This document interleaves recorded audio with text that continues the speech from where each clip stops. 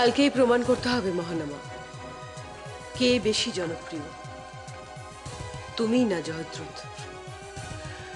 তুমি আমাকে কথা দাও, তুমি জয়দ্রথকে এমন কিছু করবে যাতে ও আর... শোনো, আমি জানি তুমি সবসময় আমার মঙ্গল কামনা করো, চিন্তা করো না, জয়দ্রথকে আমি ঠিক সময়...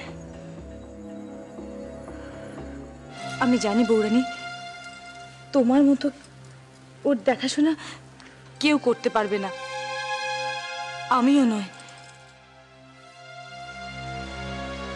না না, হে কি বলছো তুমি? তুমি আমায় ক্ষমা করো বৌরানী, তুমি যদি ওকে কোলে না নাও তাহলে ঈশ্বর কোনোদিন আমায় ক্ষমা করবেন না। কি করছো কি তুমি? ওঠো, এসো।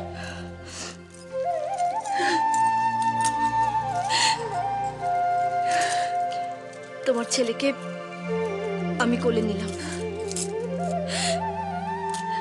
আসলে কি বলো তো বৌরানী, আমি তো মা, তাই রাজৌদি যখন আমায় বললো না যে তুমি আমার সন্তানকে কেড়ে নিতে চাইছো, তখন বিশ্বাস করো আমি কিছুতেই আমার মাথা ঠিক রাখতে পারিনি।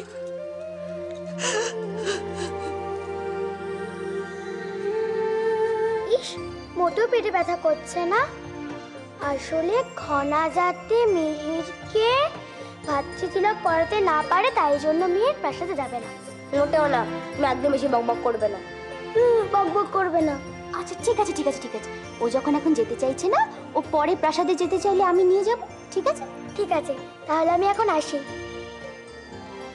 দিদি, তুমি ওকে কোলে নিয়ে... এতে তো অবাক হওয়ার কিছু নেই, যশোধরার সাথে আমার কথা হয়ে গেছে। সেদিনকার ব্যাপার নিয়ে ও খুবই অনুতপ্ত, তাই... না জয়দ্রথ, এভাবে তো মনে রাগ পুষে রাখতে নেই। আমি যখন ওকে ক্ষমা করে দিয়েছি, তুমিও ওকে ক্ষমা করে দাও। না দিদি, সেটা সম্ভব নয়।